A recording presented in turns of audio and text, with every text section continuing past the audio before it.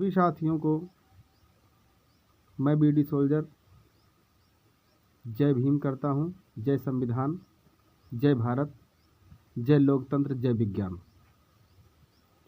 साथियों, भारत की प्रथम शिक्षिका महिला माता सावित्रीबाई फुले जी का जयंती 3 जनवरी को मनाया जाएगा। जो भारत की महिलाओं को और शूद्रों के लिए 1848 में एक स्कूल खोला था। और स्कूल क्यों खोलने की ज़रूरत पड़ी? क्योंकि उस समय शूद्रों को और महिलाओं को पढ़ने लिखने का आदेश नहीं था। इसलिए ज्योतिराव फूले जी की पत्नी माता सावित्रीबाई फूले जी को सावित्रीबाई फूले जी और ज्योतिराव फूले जी मिलकर 1848 में एक स्कूल खोलते हैं। और स्कूल में ज्योतिराव फूले, माता सावित्रीबाई फूले शूद्रों को, महिलाओं को एक शिक्षा देने का काम करती हैं, जिसके बदौलत आज बाबा साहब भीमराव अंबेडकर, जो कि ज्योतिराव फूले जी के तीसरे गुरु थे, उनके सिद्धांतों पर चलकर भारत का संविधान लिखा। और भारत के संविधान के बदौलत आज भारत के समस्त महिलाओं को पढ़ने लिखने की आज़ादी है, शूद्रों को पढ़ने लिखने की आज़ादी है। और यह सब पढ़ लिख कर अच्छे अच्छे पदों पर पहुंचने का कार्य करने लगे। तभी से हमारा समाज आगे बढ़ने लगा।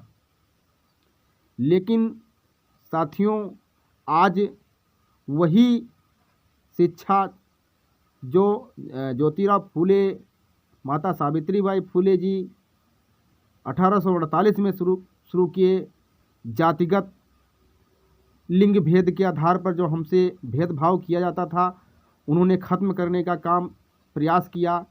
लेकिन आज साथियों, गरीब और अमीरों के लिए जो शिक्षा लागू है इस देश में, वो कहीं ना कहीं बड़ी ही निंदनीय है। साथियों, आज हमारे गरीब समाज के बच्चे जो विद्यालय में जाते हैं और उनके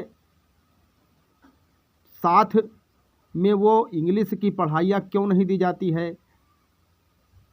इस देश में 2 तरह की किताबें छपती है, एक अमीर के लिए और एक गरीब के लिए। जिसके पास पैसा है वो अपने बच्चों को अच्छी शिक्षा देता है, जिसके पास बेचारे पैसे नहीं हैं वो प्राथमिक विद्यालय में पढ़ाता है। प्राथमिक विद्यालय में पढ़ाता है और प्राथमिक विद्यालय में कैसी शिक्षा है आप लोगों खुद ही जानते हैं कि प्राथमिक विद्यालय में कैसी शिक्षा चलती।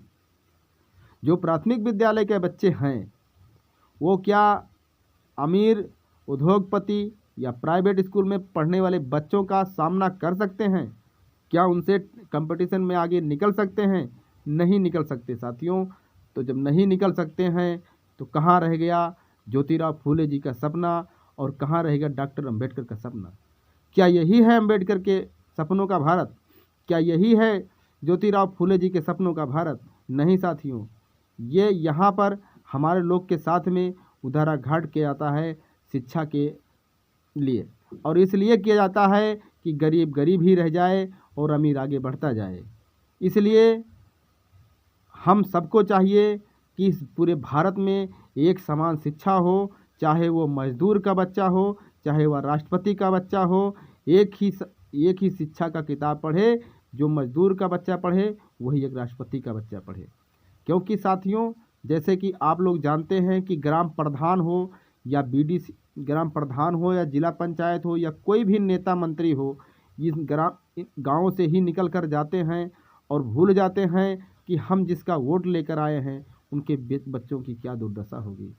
आज प्राथमिक विद्यालयों में कोई शिक्षा इंग्लिश मीडियम नहीं दी जाती है, जिसके वजह से आगे चलकर बच्चा वह मुकाम पर नहीं पहुंच पाता है और वो मजदूरी करते करते उसका पूरा जीवन मजदूर की तरह रह जाता है और गरीब के गरीब ही रह जाता है।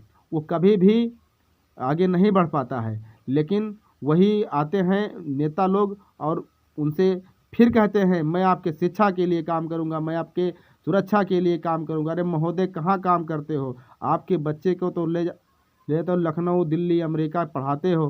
कभी पलट कर देखा कि लखनऊ वाली शिक्षा क्या गांव में नहीं चाहिए? तो इसलिए हम सबको मिलकर एक संघर्ष करना चाहिए कि हम एक समान शिक्षा लागू कराएं। एक नारा देना चाहिए कि एक ही शिक्षा, एक ही नाम, शिक्षा हो एक समान। क्रांतिकारी जय भीम।